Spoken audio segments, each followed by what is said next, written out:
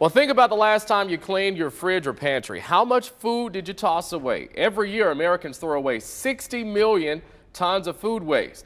I'm joined by Charlie Wilfong from Cuisine East West. He is here with tips to avoid waste through better meal planning and storage. Thanks for being here. Thanks, Ryan. Glad to be here. So talk to us. Help us avoid food waste. What's the top priority? Well, be creative, number one, and stay in touch with the food that's in your pantry and in your refrigerator, as you already pointed out. You know, the value of food thrown away to the average house is estimated to be somewhere in the neighborhood of $2,200 to $2,500. That's a lot of money every year.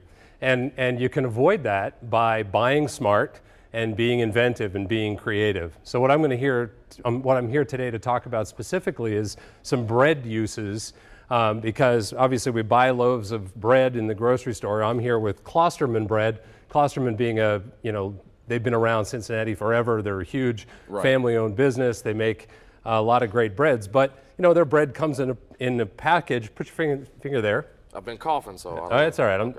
It's nice and soft and fresh, and that's how people like their bread. Okay. If it just sits out, it gets hard. It gets like that. So to avoid throwing this away, we have some other ideas for you to utilize, and using things that most people have in their refrigerator: some milk, some eggs, some butter. Those are things that typically are already there without even thinking about them. Maybe some brown sugar, some cinnamon, some nutmeg. You can make a couple of different things. What I've done is I've taken some of their dried aired bread, or air-dried bread, and I've made a bread pudding using milk, eggs, sugar, and raisins. And I've also made some French toast, and I topped it off with some fresh berries. We've got some whipped cream, some maple syrup. Another option for people is to make their own croutons, because you can buy the bags of croutons and they taste like breadcrumbs. They taste like sawdust. Very salty. But I make them with a little bit of olive oil and a little bit of salt and a little bit of pepper, maybe some garlic powder and some chili pepper flakes, and you got something nice and fresh. You throw it in your salad and it comes back to life again,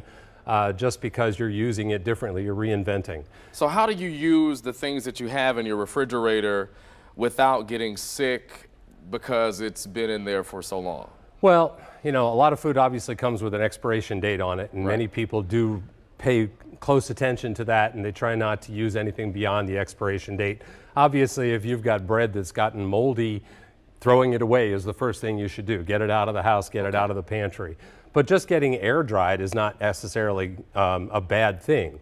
And I remember when I was a kid growing up, Thanksgiving dinner, my mom would make her own stuffing, and we would come home and she'd have bought the bread like this, and for 2 or 3 days before, there were sheets of cookie sheets with bread all over the kitchen counter and on top of the refrigerator, trying to get hard and dry so that she could make stuffing with air-dried bread as opposed to fresh, soft, you know, very gooey bread. So, I mean, sometimes this is a good thing. Obviously, if you want to make some product like this, it's a good thing for it to go in that direction. Well, Charlie, thank you so much for being here, giving us all of these tips, and hopefully we will have this on our website for people where they can go and find it. Yeah. As we head